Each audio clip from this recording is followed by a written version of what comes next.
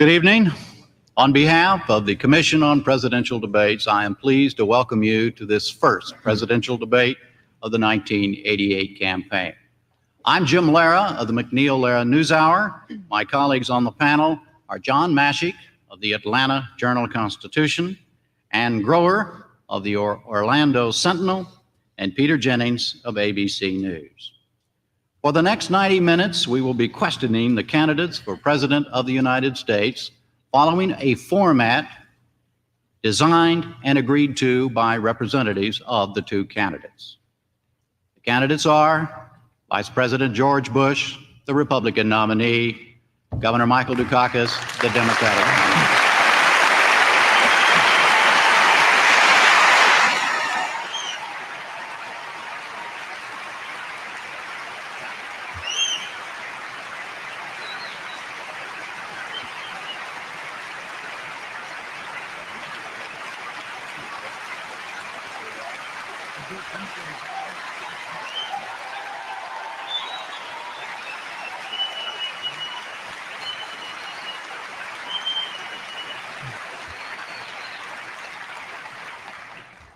Our questions this evening will be about equally divided between foreign and domestic policy matters. The first question, by agreement between the two candidates, goes to Vice President Bush. It is a domestic question. You have 2 minutes for an answer, sir. The polls say the number one domestic issue to a majority of voters is drugs. What is there about these times that drives or draws so many Americans to use drugs? I think we've seen a deterioration of values. I think for a while as a nation we condoned those things we should have condemned. For a while, as I recall, it even seems to me that there was talk of legalizing or decriminalizing marijuana and other drugs, and I think that's all wrong. So we've seen a deterioration in values. And one of the things that I think we should do about it in terms of cause is to instill values into the young people in our schools. We got into this feeling that value-free education was the thing. And I don't believe that at all. I do believe there are fundamental rights and wrongs as far as use. And of course, as far as how we make it better, yes, we can do better on interdiction. But we've got to do a lot better on education, and we have to be tougher on those who commit crimes. We've got to get after the users more. We have to change this whole culture. You know, I saw a movie, Crocodile Dundee, and I saw the cocaine scene treated with humor, as though this was a humorous little incident. And it's bad. Everybody ought to be in this thing. Entertainment industry, people involved in the schools, education. And it isn't a Republican or Democrat or a liberal problem, but we have got to instill values in these young people. And I have put forward a many-point drug program that includes what I would do as President of the United States in terms of doing better on interdiction and in terms of doing better in the neighborhoods.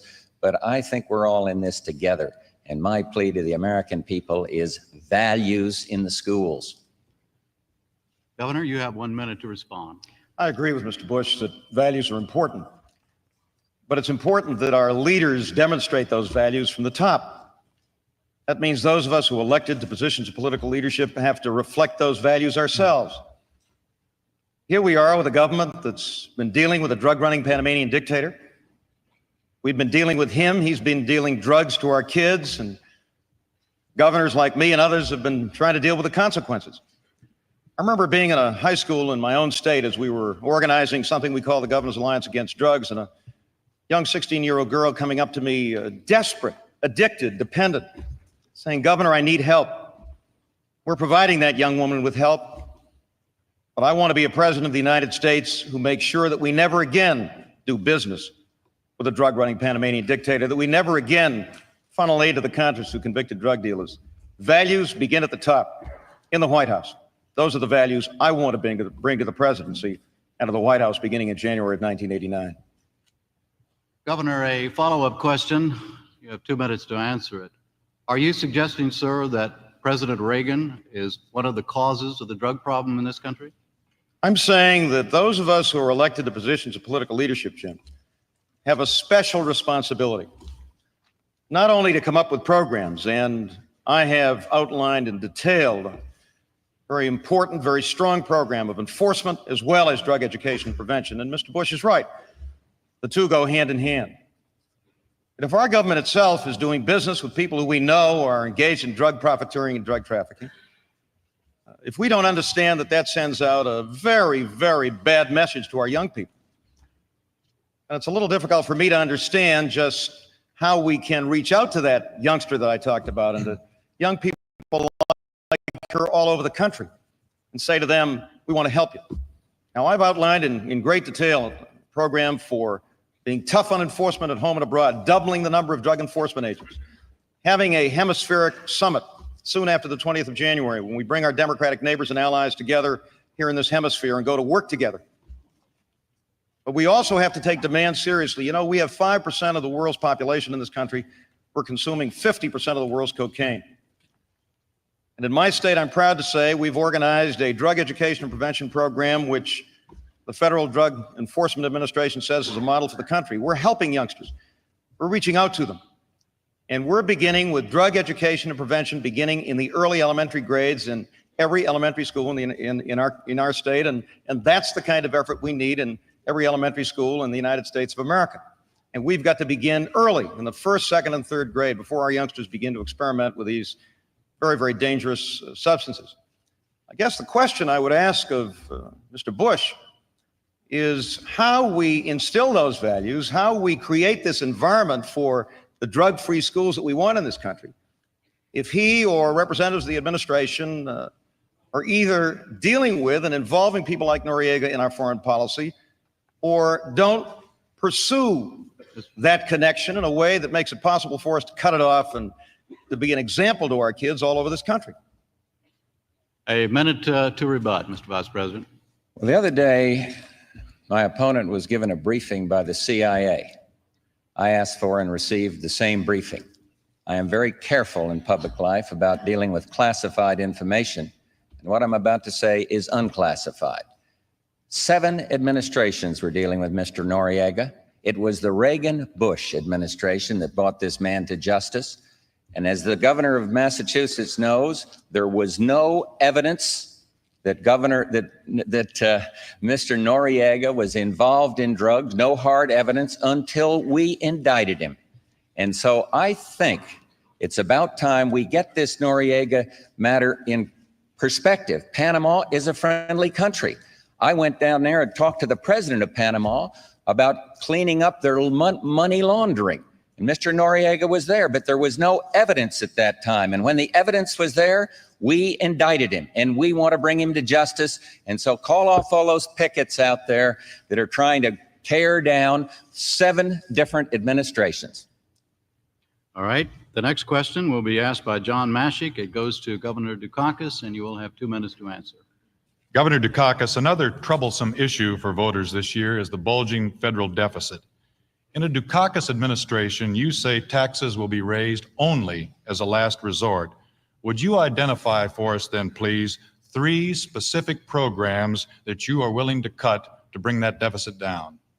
Yes, and I've been very specific about those, John, and let me lay out for you my own strategy for bringing that deficit down, because as a chief executive that's balanced 10 budgets in a row, I've had to make those tough decisions and those tough choices. First, I've suggested that there are certain weapon systems which we don't need and we can't afford. Mr. Bush has been critical of me for that, but I think those are the kinds of tough choices you have to make. I've also suggested that there are weapon systems that we should proceed on, and I've outlined those in detail. Secondly, we've got to invest in economic growth in this country, in every part of this country.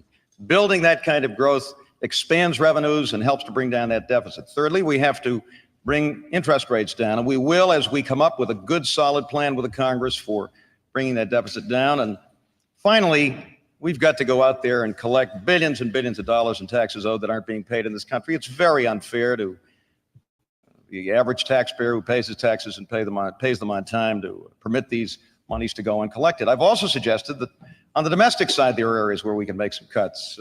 We ought to be able to come up with an agricultural policy in this country that gives our farm families a fair price and a decent future without spending $20 to $25 billion a year, which is what we've been doing under this administration.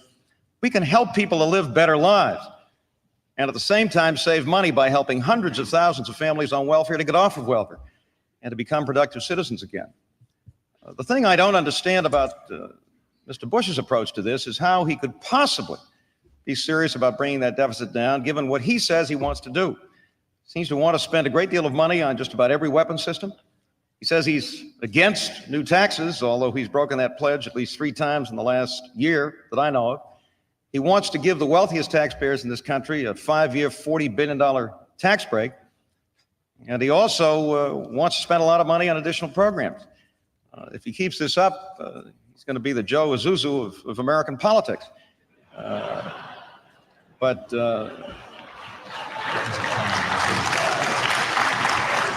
I hope you won't take my 5 seconds away from me. But I will say this. Your 2 minutes is up, Governor. If he's serious about what he's saying, then the only place he can go to balance that budget is to raid the Social Security Trust Fund. And he tried that in 1985, and I think he's going to try it again. You have a minute to rebut. Is this the time to unleash our one-liners? That answer was about as clear as Boston Harbor. Now,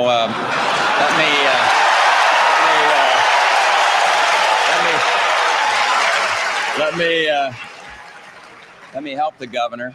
There's so many things there, I don't quite know where to begin. When you cut capital gains, you put people to work. John Kennedy proposed cutting capital gains.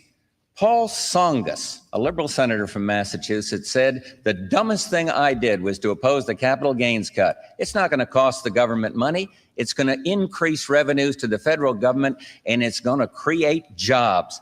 So that's one of the things that I think makes a big difference between us. Massachusetts doesn't have an enormous defense budget, but nevertheless, the governor raised taxes 5 different times. That happens to be a fact.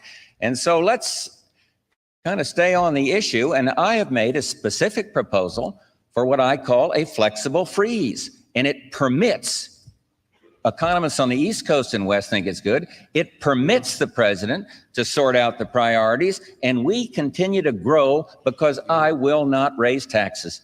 Your time is up too. A follow-up, John.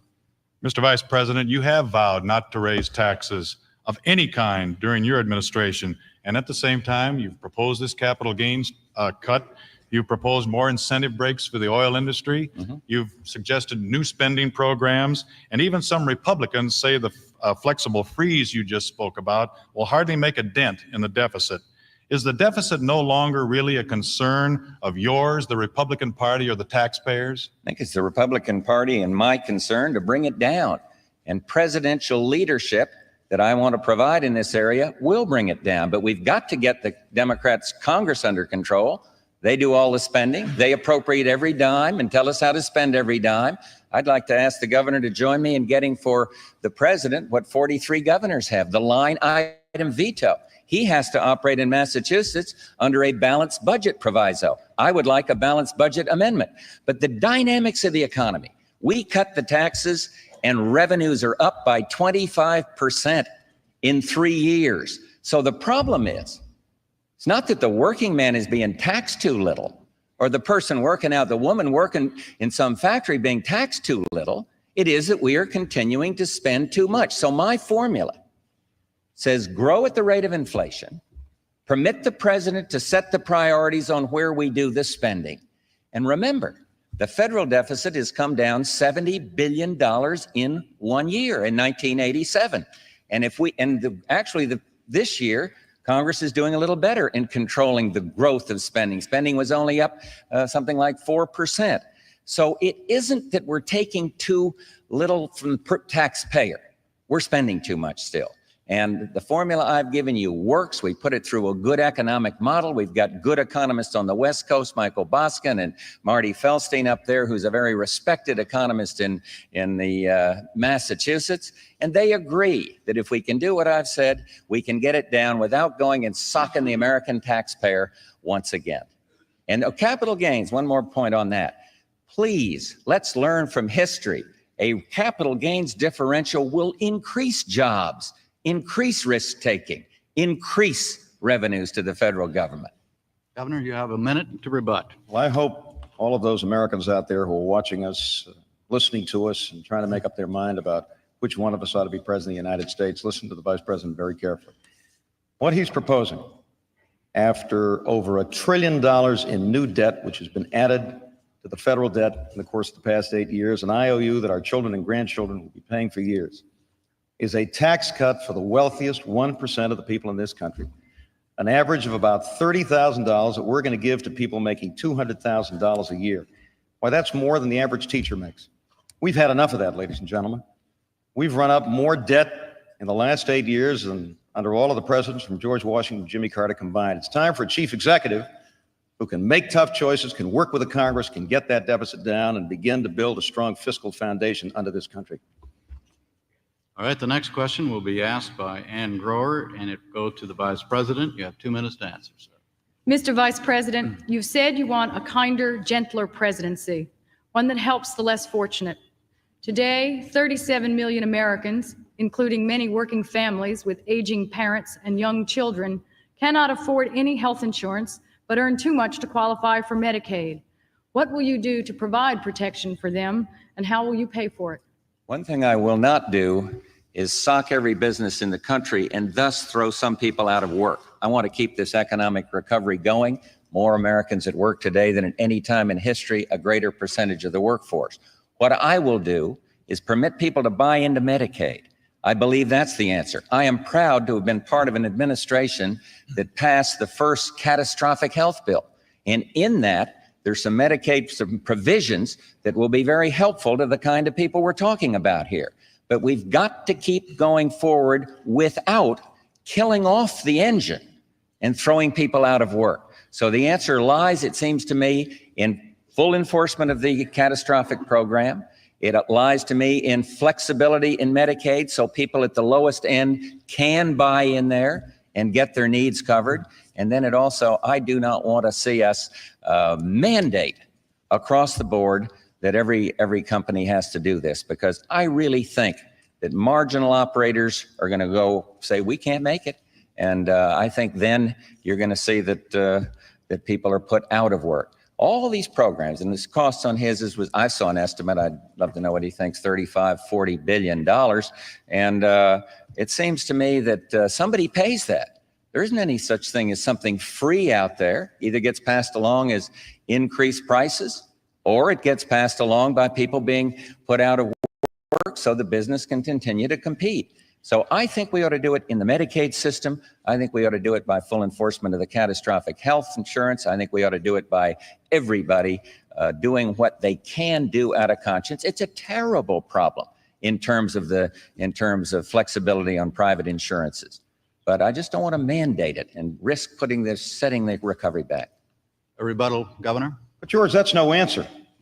You know, I like the answer, but it was an no, answer. it's no answer to those 37 million people, most of the members of working families who don't have a dime of health insurance and don't know how to pay the bills if their kids get sick at night. I was in Houston on Tuesday meeting with a group of good citizens, working citizens, all of them with little or no health insurance. One of them was a father who had been laid off a few months ago and lost his health insurance, has an 11-year-old son, and can't let that son compete in sports in Little League because he's afraid he's going to get hurt. He won't be able to provide health insurance to pay those bills.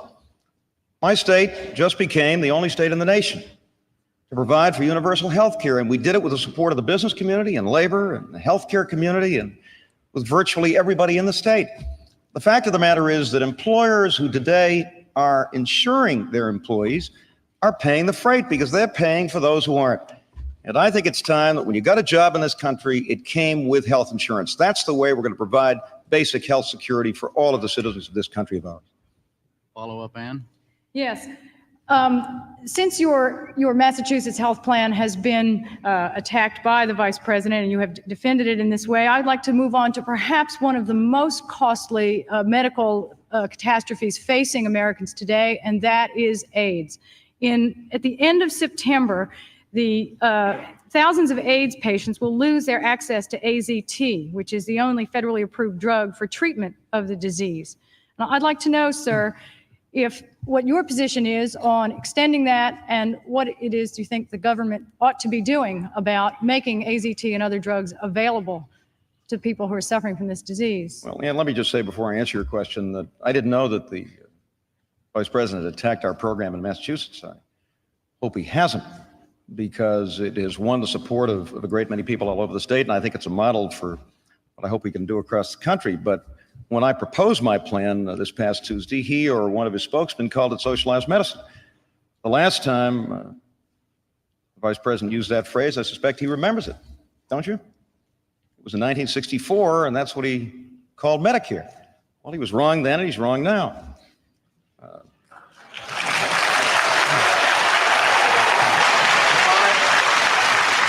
If I may, Let me also, excuse me, Governor, if I may interrupt at this point and caution the audience, as I did before we went on the air, please hold it down.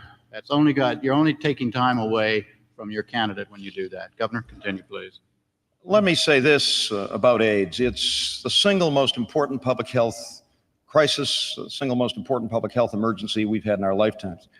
And I think there are a number of things we have to do, including supporting legislation, which is now moving through the Congress, which will commit this nation to the resources to find a cure, which will provide broad education and prevention, which will provide sensitive and caring treatment for the victims of AIDS. I think we have to demonstrate some flexibility, and I think the FDA is attempting to do so now in trying to make it possible for new and experimental drugs to be available to the people who are at risk at AIDS. And I would hope that we could bring that kind of a policy to bear beginning in January, and I would encourage the current administration to proceed with that kind of flexibility where it's appropriate and where it's done carefully and responsibly. But we have not had the kind of leadership we should have had in this particular area. I think the Vice President and I are in general agreement on what we have to do. The Special Federal Commission made good, solid recommendations. I think we're both supportive of them, and I would strongly lead in that area, as I have in my state as governor. Mr. Vice President, a minute rebuttal. Well, we're on the right track. The NIH is doing a good job in research. The Surgeon General is doing a good job in encouraging the proper kind of education. I noticed that the governor did not mention any testing, but we got to have a knowledge base. Testing should be confidential, but we have to have a knowledge base. We can't simply stick our heads in the sands in terms of testing. I'm chairman of the President's Task Force on Regulatory Relief, and we are working with the FDA, and they have sped up bringing drugs to market that can help. And you got to be careful here because there's a safety factor. But I think these things, and then also I am one who believes we've got to go the extra mile in being sure that that blood supply is pure. We cannot have a lack of confidence in the blood supply when it comes to operations and surgery and things of this nature. So research, speeding the drugs to market, testing, blood supply are very important elements of this. Next question will be asked by Peter Jennings. It goes to the governor. Good evening, Mr. Vice President. Governor. Peter? Governor, one theme that keeps coming up about the way you govern, you've both mentioned leadership tonight, so I'd like to stay with that for a second. The theme that keeps coming up about the way you govern is passionless, technocratic. Passionless? Passionless, technocratic, the smartest clerk in the world. Your critics maintain that in the 1960s, your public passion was not the war in Vietnam or civil rights, but no-fault auto insurance. And they say that in the 1970s, you played virtually no role in the painful busing crisis in Boston. Given the fact that a president must sometimes lead by sheer inspiration and passion, we need to know if this is a fair portrait of your governing, or is it a stereotype? And if it isn't fair, could you give us an example of where you have had that passion and leadership that sometimes a president needs? Peter, I care deeply about people, all people, working families, people all over this country who, in some cases, are living from paycheck to paycheck. In other cases, are having a hard time opening up the door of college opportunity to their children. In other cases, don't have basic health insurance, which for most of us, we accept as a matter of course and assume we're going to have in order to pay the bills that we incur when we get sick. I'm somebody who believes deeply in genuine opportunity for every single citizen in this country, and that's the kind of passion I brought to my state. I was a leader in the civil rights movement in my state and in my legislature. I cared very deeply about that war in Vietnam. I thought it was a mistake. I thought it was wrong. And I was one of the few legislators early in that war that took a stand against the war. I think it was the right stand at the time, and I think history has proved us to be correct. But I have learned over time. I served one term. I was defeated, as you know, and defeat sometimes is an important lesson. I think I'm a much better governor today. I think I'm a much better person, a much better listener. I think I'll be a much better president for having gone through that experience. But the things that we have done in my state to bring opportunity to people on public assistance, over 50,000 families on welfare that we've helped to move from welfare to work and to become productive citizens. The universal health care bill that we just talked about, which will guarantee health care for all of our citizens. The opening up of opportunity to minorities in my state, affirmative action, minority contracting, the fact that we have a 3% unemployment rate and more jobs than people to fill them, which gives us a tremendous opportunity to reach out to everybody and make them a part of this wonderful nation of ours and the opportunity that we create. These are things that I believe in very, very deeply. I may be a little calmer than some about it. I may be a greater consensus builder these days than I used to be, and I think that's a good thing. But I'm running for the presidency of the United States. I've been in public service for 25 years because I believe deeply in American goals and values and in the people of this country, and that's the kind of president I want to be. Mr. Vice President, a rebuttal? Well, I don't question his passion. I question, and I don't question his concern about the war in Vietnam. He introduced or supported legislation back then that suggested that kids from Massachusetts should be exempt from going overseas in that war. Now, that's a certain passion, but in my view, it's misguided passion. We have a big difference on issues. You see, last year in the primary, he expressed his passion. He said, I am a strong liberal Democrat, August '87. Then he said, I am a card-carrying member of the ACLU. That was what he said. He is out there out of the mainstream. He is very passionate. My argument with the governor is, do we want this country to go that far left? And I wish we had time to let me explain, but I salute him for his passion. We just have a big difference on where this country should be led and in what direction it ought to go. Peter, a question for the Vice President. Peter. I'd actually like to follow up, if I may, on this mention you've made of his card-carrying membership in the American Civil Liberties Union. You've used the phrase card-carrying so many times since Governor Dukakis first acknowledged that he was a card-carrying member of the ACLU that some people have come to believe that you've used it to brand him in some way, to identify him as people were identified in the 1950s as less than patriotic. I'd like to know why you keep repeating the phrase. What's the important issue here? What is so wrong with the governor being a member of an organization which has come to the defense of, among other people, Colonel Oliver North? Nothing's wrong with it. But just take a look at the positions of the ACLU. But Peter, please understand, the liberals do not like me talking about liberal. They don't like it when I say that he says he's a card-carrying member. Now, if that quote was wrong, he can repudiate it right here. I've seen it authoritatively written twice. And if I've done him an injustice and he didn't say it, I'm very, very sorry. But I don't agree with most of the positions of the ACLU. I simply don't want to see the ratings on movies. I don't want my 10-year-old grandchild to go into a X-rated movie. I'd like those ratings systems. I don't think they're right to try to take the tax exemption away from the Catholic Church. I don't want to see the kiddie pornographic laws repealed. I don't want to see under God come out from our currency. Now, these are all positions of the ACLU, and I don't agree with them. He has every right to exercise his passion as what he said, a strong progressive liberal. I don't agree with that. I come from a very different point of view, and I think I'm more in touch with the mainstream of America. They raised the same thing with me on the Pledge of Allegiance. You see, I'd have found a way to sign that bill. Governor Thompson of Illinois did. I'm not questioning his patriotism. He goes out and says, man is questioning my patriotism. And then all the liberal columnists join in. I am not. I am questioning his judgment on these matters or where he's coming from. He has every right to do it, but I believe that's not what the American people want. And when he said at the convention, ideology doesn't matter, just competence, he was moving away from his own record, from what his passion has been over the years. And that's all I'm trying to do is put it in focus. And I hope people don't think that I'm questioning his patriotism when I say he used his words to describe his participation in that organization. Governor, response? Well, I hope this is the first and last time I have to say this. Of course, the Vice President's questioning my patriotism. I don't think there's any question about that. And I resent it. I resent it. My parents came to this country as immigrants. They taught me that this was the greatest country in the world. I'm in public service because I love this country. I believe in it. And nobody's going to question my patriotism, as the Vice President has now repeatedly.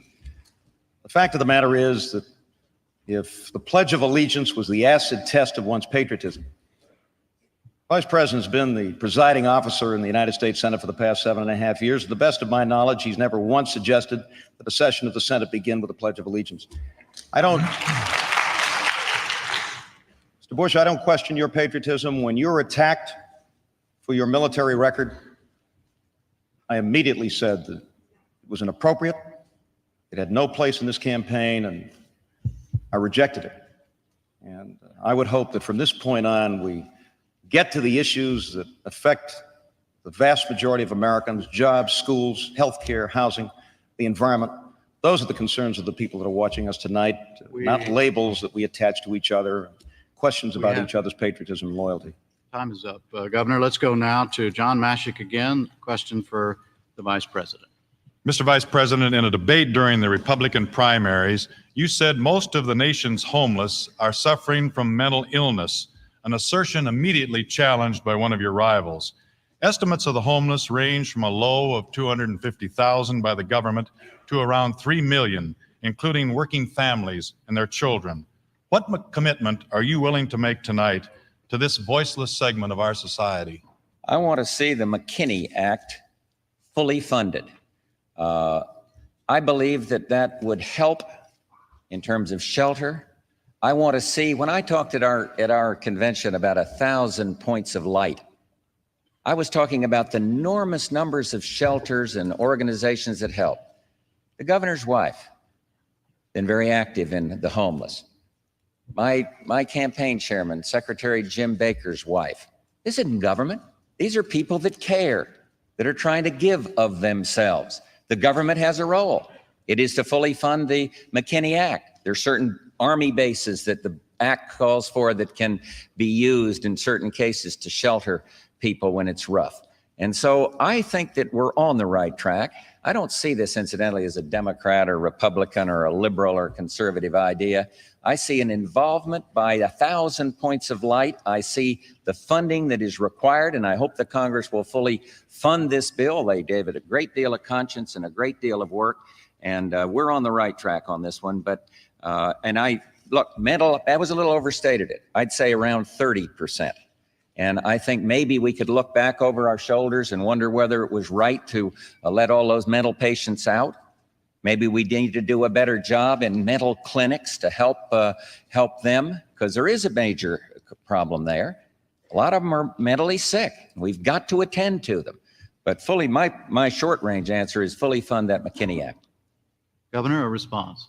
Well, this is another fundamental difference that I have with the Vice President, just as I do in the case of health care for 37 million members of working families in this country who don't have health insurance. The problem, Mr. Bush, is that you've cut back by 90% on our commitment to affordable housing for families of low and moderate income. And when you do that, you have homeless families. We didn't have 2.5 million or 3 million homeless people living on streets and in doorways in this country 10 years ago. We've got to begin to get back to the business of building and rehabilitating housing for families of low and moderate income in this country. Housing for young families that they can look forward someday to buy. We've got communities in this country increasingly where our own kids can't afford to live in the communities that they grew up in. That's an essential commitment, and I think the housing community is ready. But it's going to take a president who's committed to housing, who's had experience in building and rehabilitating housing, who understands that affordable housing for families of low and moderate income, for young families, first-time home buyers, is an essential part of the American dream. And while I'm all for the McKinney bill, that by itself simply won't do. We've got to have a president that can lead on this issue, that can work with the Congress, and I'm prepared to do so. This is one of the most important priorities that faces this country. John, a question for the governor. Governor, you've mentioned the American dream of home ownership, and it's certainly become an impossible one for many of the young people of our nation who are caught up in this economic squeeze of the middle class, as you've said so frequently during the campaign. And yet, in spite of your answer just a few minutes ago, what promise can you realistically hold out to these people that with the costs of housing going up and with limited help available from Washington, are we destined to become a nation of renters? Well, I certainly hope not, and it's all a question of what our priorities are. Bush talked about values. I agree with him. What are our values? Isn't providing housing for families of low and moderate income, isn't it making possible for young families, first-time home buyers to own their own home someday, something that's part of the American dream? I think so. You know, back after World War II, when we had hundreds of thousands of GIs who came back from the war, we didn't sit around. We went out and built housing. The government was very much involved. So was the housing industry. So was the banking industry. So were housing advocates. So were nonprofit agencies. So were governors and mayors and people all over this country who believe deeply in home ownership and affordable housing. Now, that's the kind of leadership that I want to provide as President of the United States. This isn't a question of a little charity for the homeless. This is a question of organizing the housing community. I've talked to bankers and builders and developers, to housing advocates, to community development agencies, and they want leadership from Washington. Washington by itself can't do it all. We shouldn't expect that. But governors are ready, mayors are ready, builders and community leaders are ready. It will require some funds, John, and we ought to be prepared to provide those funds. But that too will require some choices. Mr. Bush wants to spend billions and trillions on Star Wars. Well, that's a choice we have to make, isn't it? Do we spend money on that weapon system in the billions and trillions, or is providing some decent and affordable housing for families of this country something that isn't at least as important and probably more so because it's so essential to our economic strength and to our future? That's the kind of presidency I believe in. And simply to say, well, the McKinney bill will do it, just doesn't do. We need a president who will lead on this issue, who's had experience on this issue. It's the kind of priority that will be at the top of our list beginning in January of 1989. A response, Mr. Vice I think the President. governor is blurring housing and the homeless. Let's talk about housing, which the question was. When you talk to those bankers, did they discuss where interest rates were when your party controlled the White House? 10 days before I took the oath of office as president, they were 21.5%. Now, how does that grab you for increasing housing? Housing is up. We are serving 1 million more families now, but we're not going to do it in that old Democratic liberal way of trying to build more bricks and mortars. Go out and take a look at St. Louis at some of that effort. It is wrong. I favor home ownership. I want to see more vouchers.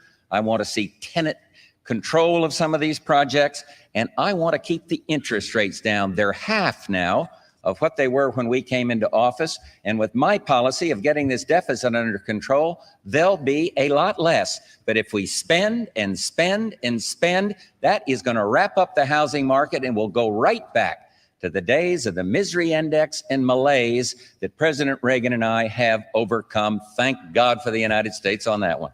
All right, the next question is to the governor, and Grower will ask it. Governor Dukakis, is there a conflict between your opposition to the death penalty and your support for abortion on demand, even though in the minds of many people that's also killing? No, I don't think there is. There are two very different issues here, and they've got to be dealt with separately. I'm opposed to the death penalty. I think everybody knows that. I'm also very tough on violent crime. And that's one of the reasons why my state has cut crime by more than any other industrial state in America. It's one of the reasons why we have the lowest murder rate of any industrial state in the country.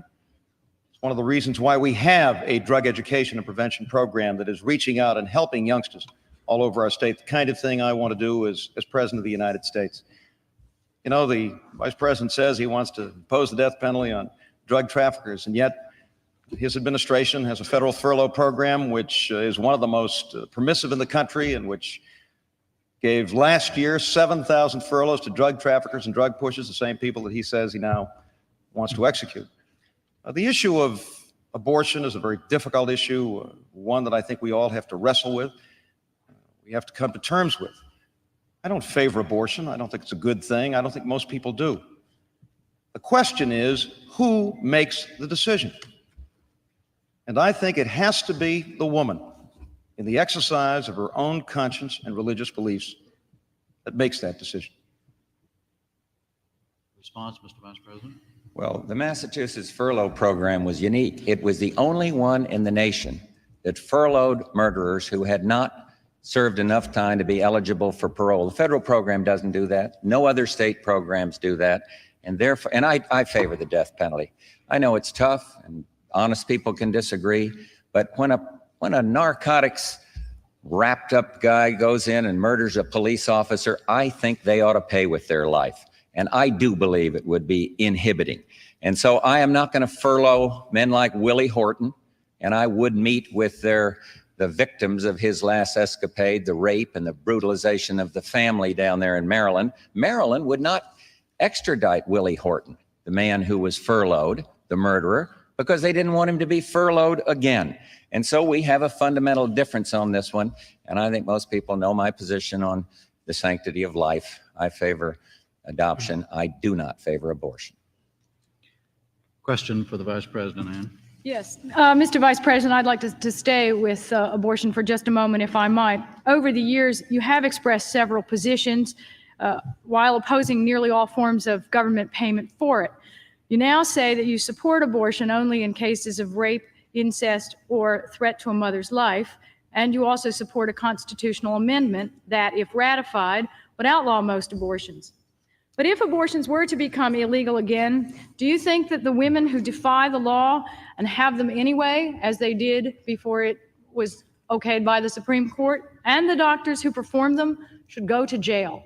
I haven't sorted out the penalties, but I do know that I oppose abortion and I favor adoption. And if we can get this law changed, everybody should make the extraordinary effort to take these kids that are unwanted and sometimes aborted, let them come to birth, and then put them in a family where there'll be love.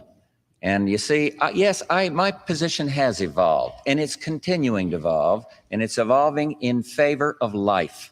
And I have had a couple of exceptions that I support: rape, incest, and the life of the mother. Sometimes people feel a little uncomfortable talking about this, but it's much clearer for me now, as I've seen abortion sometimes used as a birth control device, for heaven's sakes. See the millions of these killings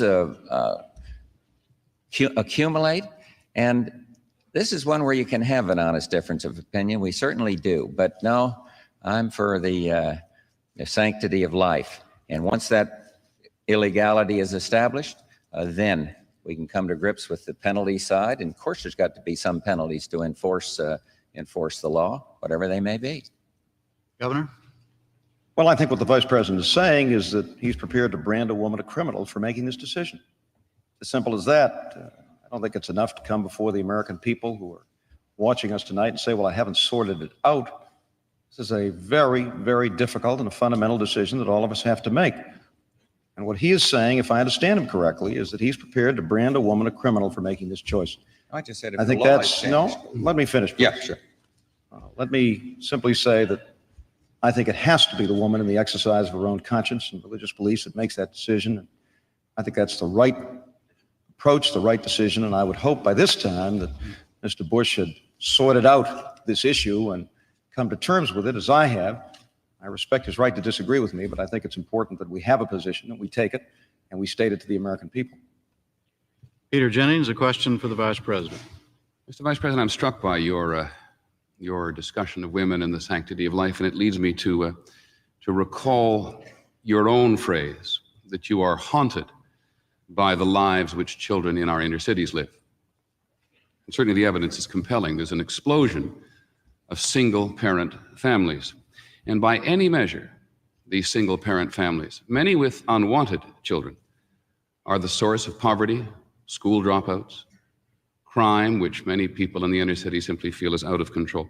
If it haunts you so, why, over the 8 years of the Reagan-Bush administration, have so many programs designed to help the inner cities been eliminated or cut? I think one of the reasons, and I first would like to know which programs you're talking about, and then we could talk on the merits of the programs. But you see, my fundamental philosophy is give local and state government as much control as possible. That might be the explanation if you tell me the program. I do strongly support the WIC program. I think it is good. I think part of the answer to this haunting of these children that are out there and suffering lies in extension of Medicaid to challenge the states, and maybe we're going to have to enforce more on the states in terms of Medicaid taking care of these. But Peter, so much of it gets into a whole other phase of things. The neighborhood, the kind of environment people are growing up in, and that leads me to the programs I'm talking about in terms of education. I think part of it is the crime-infested neighborhoods, and that's why I'm a strong believer in trying to control crimes in the neighborhood, why I was so pleased to be endorsed by the policemen on the beat, the Boston Police Department the other day. I think they understand my commitment to helping them in the neighborhoods. And so it's a combination of these things, but do not erode out of the system the 1,000 points of light. The people that are out there trying to help these kids, the programs like Cities in Schools, the work that Barbara Bush is doing so people can learn to read in this country and then go on and break this cycle of poverty. I'm for Head Start and moving that up, and I've already made a proposal. And yes, it'll cost some money, but I favor that. So these are the combination of things I want. And the fact that I don't think the federal government can endorse a $35 billion program does not mean I have less compassion than the person who endorses such a program. Governor? Well, I must have been living through a different 8 years from the one that the Vice President's been living through, because this administration has cut and slashed programs for children, for nutrition, for the kinds of things that can help these youngsters to live better lives. Has cut federal aid to education, has cut Pell Grants and loans to close the door to college opportunity on youngsters all over this country. And that, too, is a major difference between the Vice President and me. Let me just give you one other example. We have a great many people, hundreds of thousands of people living on public assistance in this country. The 50 governors of this nation have proposed to the Congress that we help those families to get off of welfare, help those youngsters, help their mothers to become independent and self-sufficient. It's taken months and months and months to get Mr. Bush and the administration to support that legislation, and they're still resisting. Now, that's the way you help people. Being haunted, 1,000 points of light, I don't know what that means. I know what strong political leadership is. I know what's happened over the course of the past 8 years. These programs have been cut and slashed and butchered, and they've hurt kids all over this country. A question for the governor. Peter? Governor, the crisis is no less a crisis for you if you were elected president. Where would you get the money to devote to the inner cities, which is clearly needed? And can you be specific about the programs not only you'd reinstate, but the more imaginative ones that you'd begin? Well, I said a few minutes ago, Peter, that you can improve the lives of families and youngsters and save money at the same time. Welfare reform is one way to do it. If we invest in job training, in child care for those youngsters, in some extended health benefits so that mother and her kids don't lose their health benefits when she goes to work, we can help literally hundreds of thousands, if not millions of families to get off of welfare, to become independent and self-sufficient, to be tax-paying citizens, and to improve their lives, the quality of lives, their futures, and the futures of those children. That's just one example of how you can save money and improve the quality of life at the same time. In my own state, for example, we now have that universal health care system, which the Vice President opposes, I think very unwisely. One of the greatest barriers to opportunity for a family and for those children is the threat that they may lose their health insurance. Think about that father down there in Houston who has to tell his youngster that he can't play Little League ball, that he can't go out on that ball field, because he's afraid he's going to get hurt. And yet, Mr. Bush says, well, I don't think we ought to expect businesses to provide health insurance for their employees when responsible employers, a majority of employers in this country do, and are paying more for their insurance to reimburse hospitals for free care on account of people that are not employed, that are not insured, that have to go to that hospital. So these are the ways that you help families, you help youngsters to live better lives and more decent lives. And we're ready to go to work at the state and local level, all of us. I know the private sector is, people are all over the country, but it takes presidential leadership. It takes a commitment to being involved and to leading. And that's the kind of presidency I want to lead. Mr. Vice President. What troubles me is that when I talk of the voluntary sector and 1,000 points of light and 1,000 different ways to help on these problems, the man has just said he doesn't understand what I'm talking about. And this is the problem I have with the big spending liberals. They think the only way to do it is for the federal government to do it all. The fact happens to be that education spending is up by the federal government. It is up, it is not down. But here's the point he misses.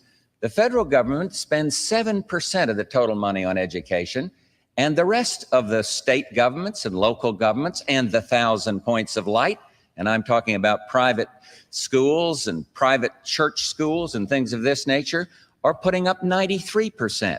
But the federal spending for education is up. And I want to be the education president because I want to see us do better. We're putting more money per child into education, and we are not performing as we should. We've gotten away from the values and the fundamentals. And I would like to urge the school superintendents and the others around the country to stand up now and keep us moving forward on a path towards real excellence. And we can do it, but it's not going to be dictated by some federal bureaucracy in Washington, D.C.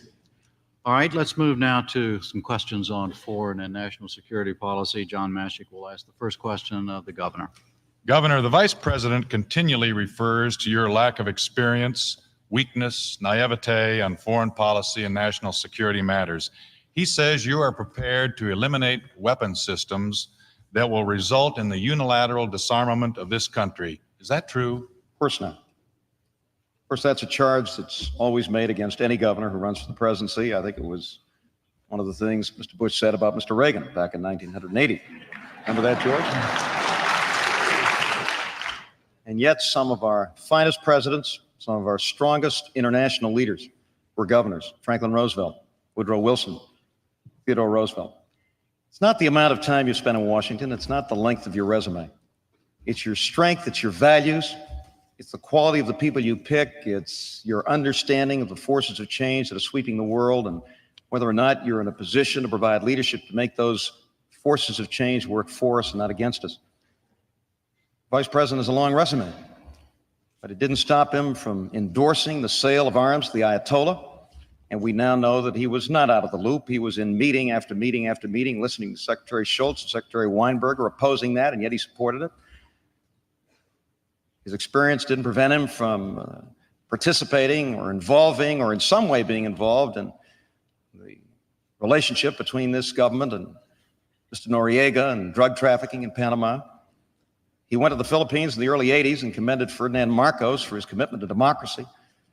And he continues to support a failed policy in Central America, which is getting worse and worse, and which has in fact increased Cuban and Soviet influence in that region. So I don't believe that the fact that you've got that long resume or had that experience is the real question. The question is values, the question is strength, the question is your willingness to provide the kind of leadership that must be provided. I'm ready to provide that leadership. I want to be the commander-in-chief of this country. I think it takes fresh leadership now and an understanding of those forces of change to provide the kind of strength that we need. And perhaps the Vice President can explain what he was doing when he supported the trading of arms to a terrorist nation and his involvement in Panama and that endorsement of Mr. Marcos. But I don't think it's just experience that makes a difference. It's strength, it's values.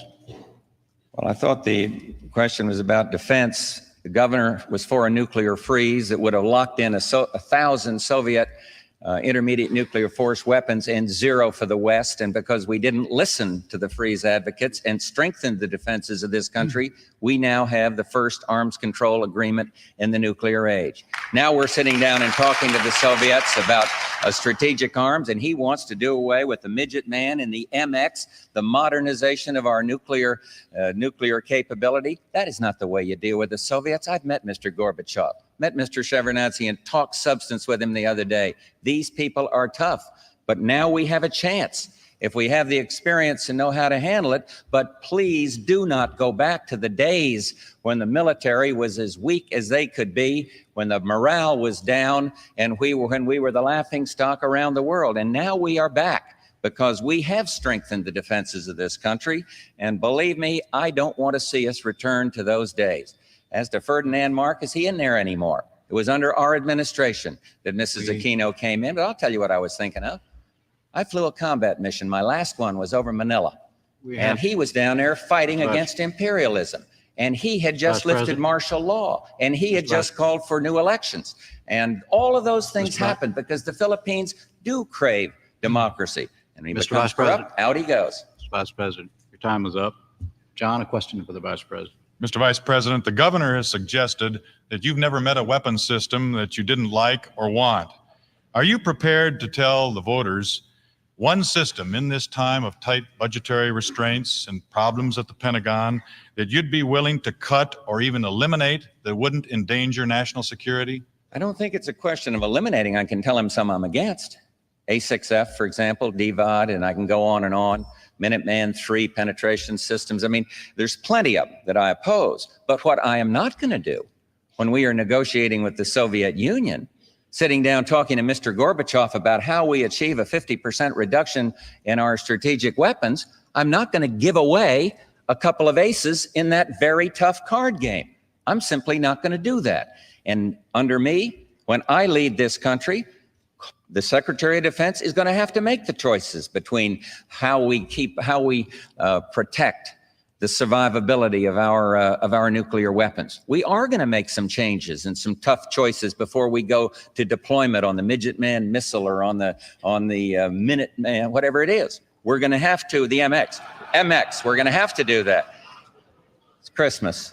It's Christmas. It's Christmas.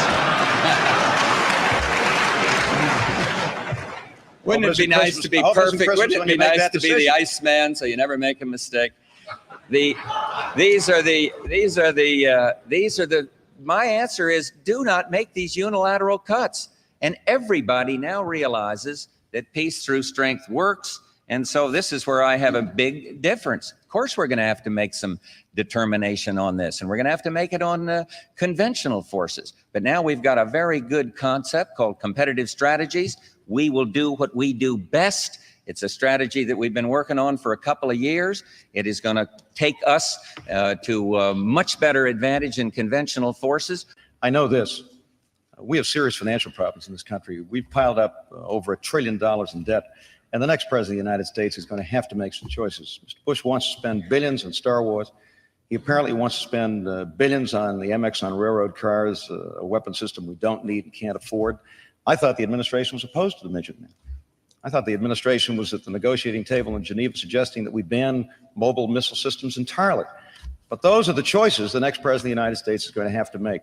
I'm for the stealth. I'm for the D5. I'm for going ahead with the advanced cruise missile. But I don't think we need these other systems. I don't think we need them to remain strong. We've got to move ahead with the strategic arms negotiation process with a comprehensive test ban treaty and Governor, with negotiations leading to conventional force reduction in Europe with deeper cuts on the Soviet side. And Senator Benson and I will pursue that policy. Ann Groer, a question for the Vice President. Well, Mr. Vice President, you said you met with Secretary General Gorbachev. You have met with Mr. Shevardnadze. But for the last 40 years, Americans have been taught to regard the Soviet Union as the enemy. Yet President Reagan has signed 2 arms control treaties, and he's promised to share Star Wars technology with the very country he once called the evil empire. So perhaps you could tell us this evening, should we be doing a lot to help the economics and the social development of a country that we have so long regarded as an adversary? What I think we ought to do is take a look at perestroika and glasnost, welcome them, but keep our eyes open.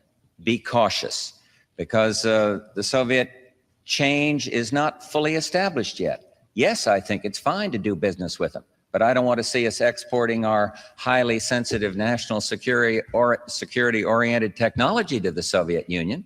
I don't want to see us making unilateral cuts in our strategic systems while we are negotiating with them. And so I'm encouraged by what I see when I talk to what I hear when I talk to Mr. Gorbachev and Mr. Shevardnadze. But can they pull it off? And when they have deals that are good for us, as China started to do, the changes in China since Barbara and I lived there are absolutely amazing in terms of incentive and partnerships and things of this nature. And now the Soviet Union seems to be walking down that same path. We should encourage that. We ought to say this is good. But where I differ with my opponent is I am not going to make unilateral cuts in our strategic defense systems or support some freeze when they have superiority. I'm not going to do that, because I think the jury is still out on the Soviet experiment. And the interesting place, one of the things that fascinates me about this perestroika and glasnost is what's going to happen in Eastern Europe.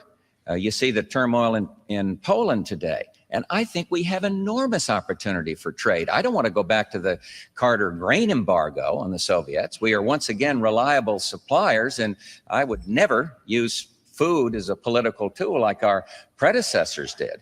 But this is an exciting time.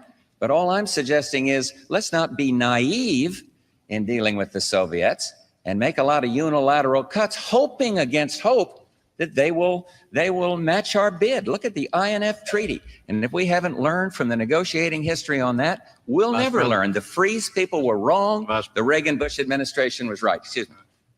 Governor It Dukakis. was a very different George Bush who was talking much more sympathetically about the freeze in the spring of 1982 than he is today. And you were right then, George, when you said that it was no time for partisan demagoguery. Nobody is suggesting that we unilaterally disarm or somehow reduce our strength. Of course not.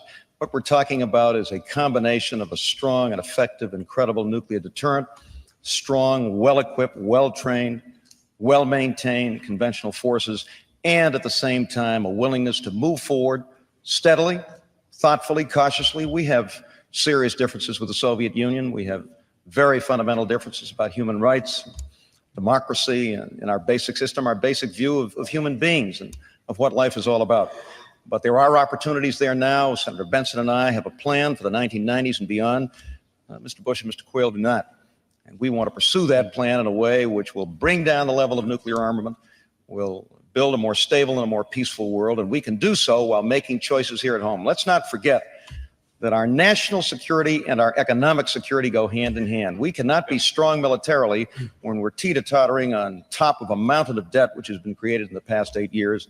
That's why we need a Democratic administration in Washington in 1989. And Brewer, a question for the governor. Yes. Governor Dukakis, speaking of seeming changes of position, you have gone from calling the Strategic Defense Initiative or Star Wars a fantasy and a fraud to saying recently you would continue SDI research and might even deploy the system if Congress supported such a move. Why the change of heart? No, there's been no change of heart. I've said from the beginning that we ought to continue research into the strategic system at about the level it was at in 1983. That's about $1 billion a year.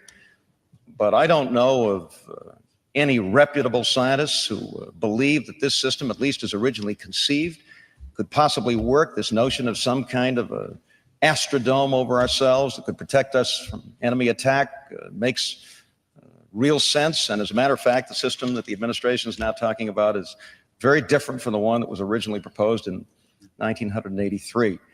So I'm for continued research. But I also want strong conventional forces. Now, the other day, Mr. Bush said, well, if we continued with Star Wars, we'd have to cut someplace. He hasn't told us where. We know where they're cutting. We know where you're cutting right now. You're cutting into the fiber and muscle of our conventional forces. You're cutting back on maintenance and equipment. There's an Air Force general not too long ago in Europe who said that pretty soon we'd have airplanes without engines, tank commanders who can't drive their tanks more than 3/4 of a mile because they don't have enough fuel, Coast Guard cutters tied up at the dock this summer, not patrolling. They're supposed to be our first line of defense against drugs and the war against drugs because they don't have enough fuel. You have to make choices. We're not making those choices. And to spend billions and billions of dollars, as Mr. Bush apparently wants to, although he himself has been all over the lot on this issue lately, on Star Wars, in my judgment, makes no sense at all. We need a strong, credible, effective nuclear deterrent. We have 13,000 strategic nuclear warheads right now on land, on sea, and in the air, enough to blow up the Soviet Union 40 times over. They have about 12,000. So we've got to move forward with those negotiations, get the level of strategic weapons down. But to continue to commit billions to this system makes no sense at all. And I think Mr. Bush has been reconsidering his position over the course of the past few weeks. At least that's what I read. Maybe he'll tell us where he stands on it tonight. Mr. Vice President. I'm now reconsidering my position. Two questions. How do you deter nuclear attack without modernizing our nuclear forces when the Soviets are modernizing? And how come you willing to spend a dime on something that you consider a fantasy and a fraud? Those are two rhetorical questions. He is the man on conventional forces that wants to eliminate two carrier battle groups. The armed forces, the conventional forces of the United States, have never been more ready. Every single one of the Joint Chiefs will testify to the fact that readiness is at an historic high. And secondly, in terms of the cutting of the Coast Guard, it was the Congress, the Democratic-controlled Congress, so please help us with that, who cut $70 million from the Coast Guard out of the interdiction effort on narcotics. He's got to get this thing more clear. Why do you spend $1 billion on something you think is a fantasy and a fraud? I will fully research it, go forward as fast as we can. We've sent up the levels of funding, and when it is deployable, I will deploy it. That's my position on SDI, and it's never wavered a bit. Peter Jennings, a question for Governor Dukakis. Well, Governor and Vice President Bush, you both talked tonight about hard choices. Let me try to give you one. Somewhere in the Middle East tonight, 9 Americans are being held hostage. If you are commander-in-chief and Americans are held hostage, what will be more important to you, their individual fate, or the commitment that the United States government must never negotiate with terrorists? And if any Americans are held hostage and you become president, to what lengths would you go to rescue them? Peter, it's one of the most agonizing decisions a president has to make. These are American citizens. We care deeply about them. Their families care deeply about them, want them back, and understandably so, and we want to do everything we can to bring them back. But if there's one thing we also understand, it is that you cannot make concessions to terrorists, ever, ever, because if you do, it's an open invitation to other terrorists to take hostages and to blackmail us. And that's the tragedy of the Iran-Contra scandal. As a matter of fact, Mr. Bush was the chairman of a task force on international terrorism, which issued a report shortly before that decision was made and said, and rightly so, that we never, ever can make concessions to terrorists and hostage takers. And yet, after sitting through meeting after meeting, he endorsed that decision, endorsed the sale of arms to the Ayatollah in exchange for hostages. One of the most tragic, one of the most mistaken foreign policy decisions we've ever made in this country, and I dare say, encouraged others to take hostages, as we now know. So there can be no concessions under any circumstances, because if we do, it's an open invitation to others to do the same. We've got to be tough on international terrorism. We've got to treat it as international crime. We've got to attack it at all points. We've got to use undercover operations. We have to be prepared to use military force against terrorist base camps. We have to work closely with our allies to make sure that they're working with us and we with them. And we can give no quarter when it comes to breaking the back of international terrorism. Yes, we should make every effort to try to help those hostages come home, but it can never be because we make concessions. That was a tragic mistake that we made, a mistake that Mr. Bush made and others made, and it should never, ever be made again. Mr. Vice President. I wrote the anti-terrorist report for this government. It is the best anti-terrorist report written.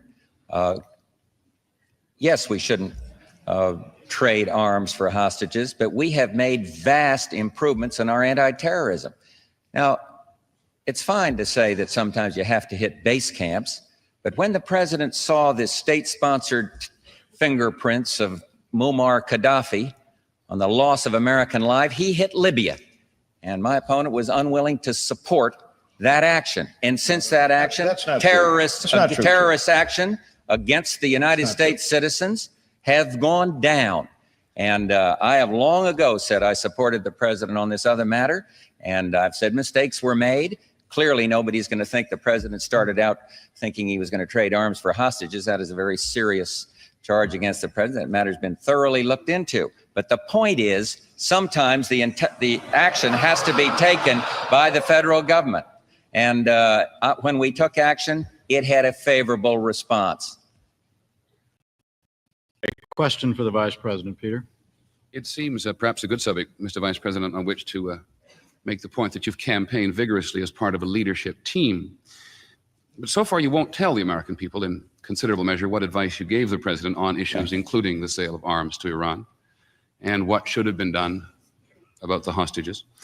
To the best of my knowledge, there's no constitutional requirement which prevents you from doing so. Jimmy Carter urged his Vice President, Walter Mondale, to tell the American people. Would you now ask President Reagan for permission to tell the American people what advice you did give him? And if you don't, how do we judge your judgment in the Oval Office in the last 8 years? You're judged by the whole record.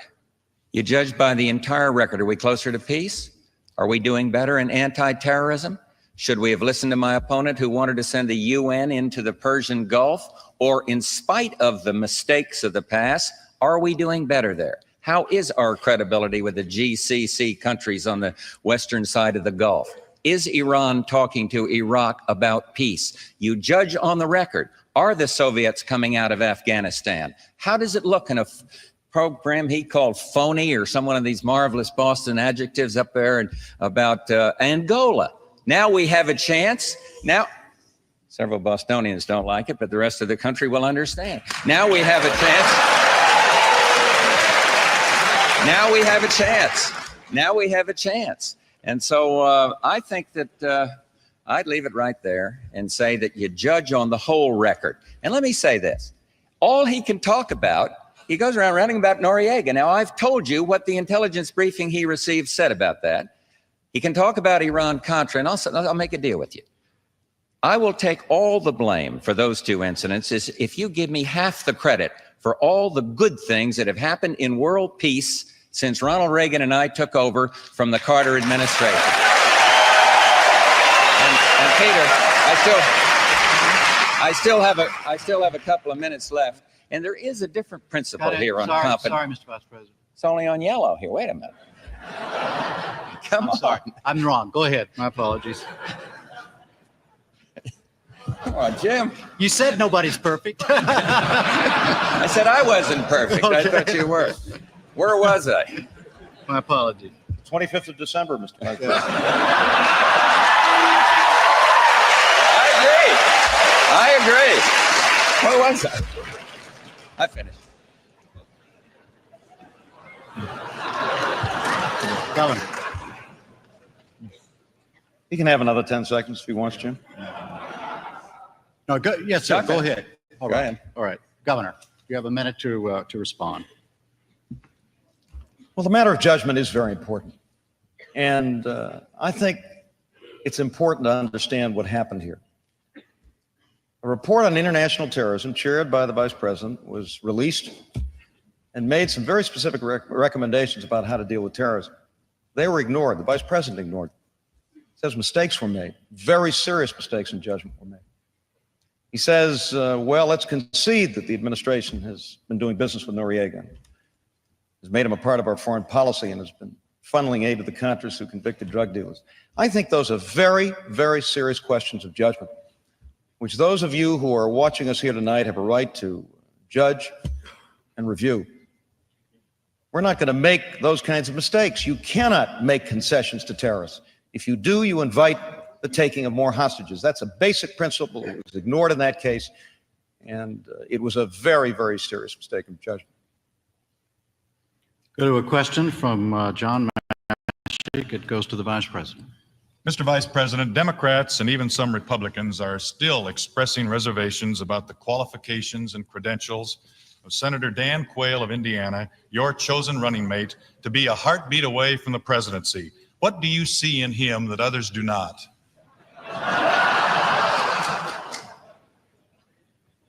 I see a young man that was elected to the Senate twice, to the House of Representatives twice. I see a man who is young, and I am putting my confidence in a whole generation of people that are in their 30s and in their 40s. I see a man that took the leadership in the Job Training Partnership Act, and that retrains people in this highly competitive, changing society we're in. So if a person loses his job, he is retrained for a benefit, for a work that'll be productive, and he won't have to go on one of these many programs that the liberals keep talking about. I see a young man who is knowledgeable in defense, and there are 3 people on our ticket that are knowledgeable in the race, knowledgeable in defense, and Dan Quayle is one of them, and I am one of them. And I believe that he will be outstanding, and he took a tremendous pounding, and everybody now knows that he took a very unfair pounding. And I'd like each person to say, did I jump to conclusions, running down rumors that were so outrageous and so brutal? And he's kept his head up, and he will do very, very well. And he has my full confidence, and he'll have the confidence of people that are in their 30s and 40s and more. So judge the man on his record, not on a lot of rumors and innuendo and trying to fool around with his name. My opponent says J. Danforth Quayle. Do you know who J. Danforth was? He was a man that gave his life in World War II. So ridiculing a person's name is a little beneath this process. And he'll do very well when we get into the debates. Governor? Well, when it comes to ridicule, George, you win a gold medal. I think we can agree on that. Just the facts. But did I sense a desire that maybe Lloyd Benson ought to be your running mate when you said that 3 people on your ticket? No, I think the debate ought to be between you and I think the American people have a right to judge us on this question, on how we picked our running mate, a person who is a heartbeat away from the presidency. I picked Lloyd Benson, distinguished, strong, mature, a leader in the Senate, somebody whose qualifications nobody has questioned. Mr. Bush picked Dan Quayle. I doubt very much that Dan Quayle was the best qualified person for that job. And as a matter of fact, I think for most people, the notion of President Quayle is a very, very troubling notion tonight. All right, John will now ask a question of the governor. It will be the last question, and then the vice president will have a rebuttal. John? Well, Governor, you did select Lloyd Benson of Texas. I did indeed. And you have a lot of disagreement with him on fundamental issues, including the Reagan tax cuts, aid to the rebels in Nicaragua, the death penalty, gun control. Who's right?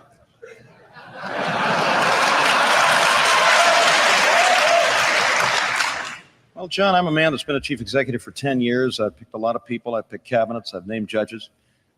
I know that the people you pick make an enormous difference in your ability to govern. I set high standards. I try to meet them, and I insist that people who work for me meet them. And if they don't stick around very long. But I didn't pick Lloyd Benson because he was a clone of Mike Dukakis. I picked him because he was somebody who would be a strong vice president, somebody who would be an active vice president, somebody who would come to me if somebody came up with a crazy idea that we ought to trade arms to the Ayatollah for hostages and say, Mr. President, that's wrong. We shouldn't do that. That's the kind of vice president I want. He himself has said, and rightly so, that he'll be a strong vice president, but when the president makes a decision, that will be his decision.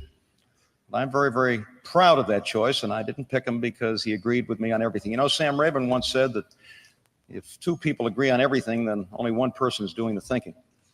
The fact is that I've picked somebody who not only will be a great vice president, but if, God forbid, something happens to the president, could step into that office and do so with distinction and with strength and with leadership. I doubt very much that Mr. Bush's selection for the vice presidency of the United States meets that test. Mr. Vice President? Well, we obviously have a difference. I believe it does meet the test. We'll have an opportunity to see the 2 of them in action in a friendly forum, wonderful, friendly fashion like this. I'd hope that this had been a little friendlier an evening. I'd wanted to hitchhike a ride home in his tank with him, but I think now we got the lines too carefully drawn here. But you talk about judgment. I mean, what kind of judgment I mean, jumping all over the president on his decision on one area of foreign policy. What kind of judgment has your chief education advisor now in jail in Massachusetts? I mean, I don't think this is a fair argument, but nevertheless, I support my nominee for vice president, and he'll do an outstanding job. Gentlemen, I was given some bad word a moment ago. There is time for one more question. Getting it in my ear, and Ann Grower will ask it. Ann? The Vice President To first. the governor, sorry. Oh, I'm so sorry. Governor Dukakis, as many U.S. farmers face or undergo foreclosure, the United States is considering the possibility of forgiving a certain percentage of debt owed by Latin American and third world countries. Do you favor giving these countries a break in their loans? And if so, how do you explain that to the American farmers who are losing their land and livelihood? Well, I think we have to go to work on the problem of third world debt, and we've got to assist those third world countries in dealing with this massive debt which they have incurred and which is burdening them, and which, if we don't do something about it and assist them along with other nations around the world, will destroy their economies, destroy their future, and at the same time will destroy markets that are important to our farmers. But I also believe that we need an agricultural policy which doesn't cost us the $15 to $20 to $25 billion a year that it's been costing us over the course of the past 3 or 4 years under this administration. I think it's going to require good, solid credit policies, and thanks to the Congress, we now have an agricultural credit bill which is helping and improving the situation with at least some of our farmers. I think it's going to require a combination of supply management and reasonable price supports to make sure that our farmers get a decent price.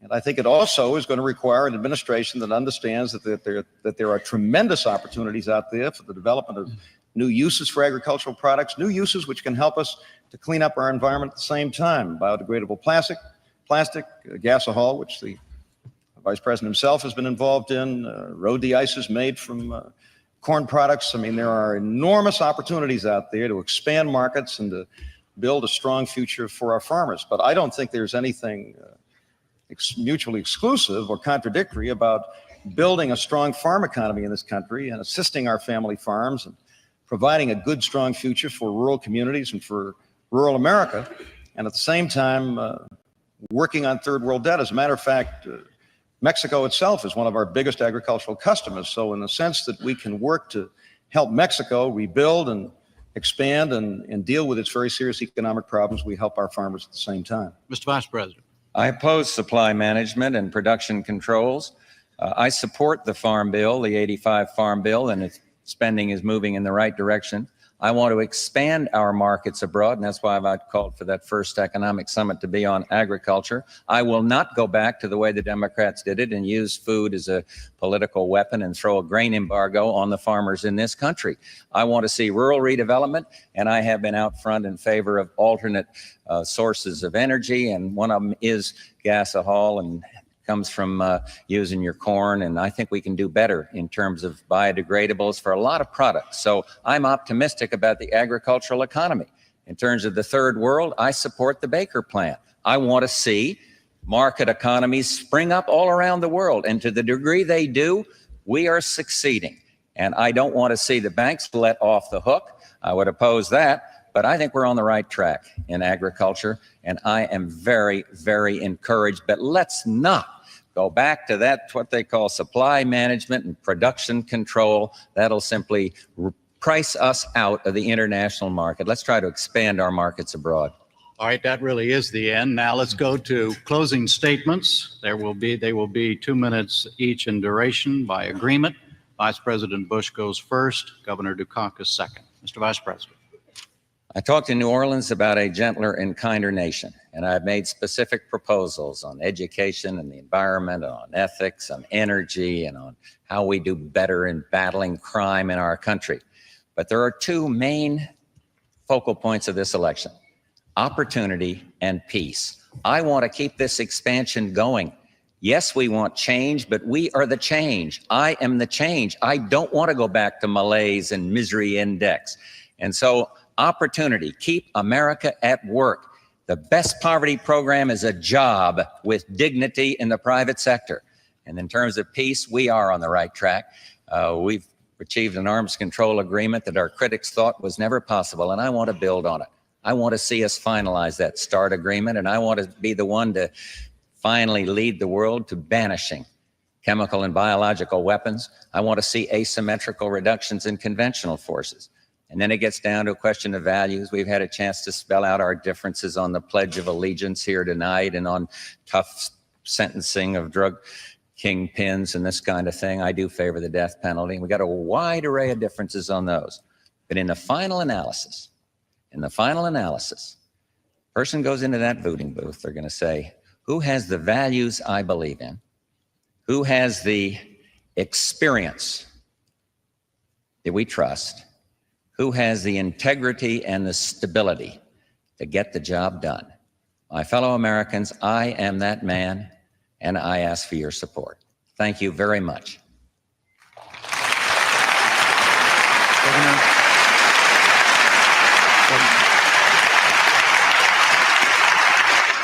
Governor Dukakis. This has been an extraordinary 18 months for Kitty and me and for our family. We've had an opportunity to campaign all over this country, to meet with so many of you in communities, states, and regions, to get to know you. I'm more optimistic today than I was when I began about this nation, providing we have the kind of leadership in Washington that can work with you, that can build partnerships, that can build jobs in every part of this country, not certain parts of this country. You know, my friends, my parents came to this country as immigrants, like millions and millions of Americans before them and since, seeking opportunity, seeking the American dream. They made sure their sons understood that this was the greatest country in the world, that those of us especially who were the sons and daughters of immigrants had a special responsibility to give something back to the country that had opened up its arms to our parents and given so much to them. I believe in the American dream. I'm a product of it.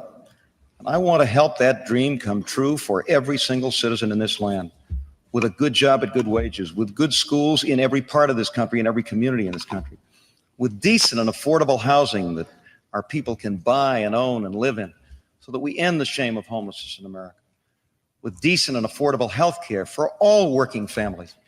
Yes, it's a tough problem, as Mr. Bush says, but it's not an insolvable problem. It's one that we will solve and must solve, with a clean and wholesome environment, and with a strong America that's strong militarily and economically, as we must be.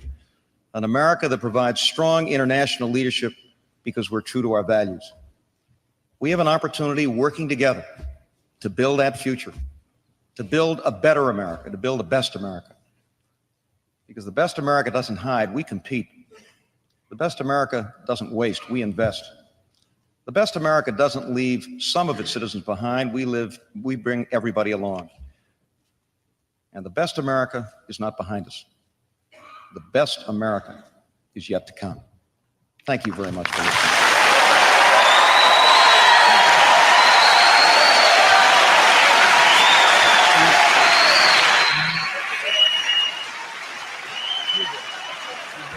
Thank you.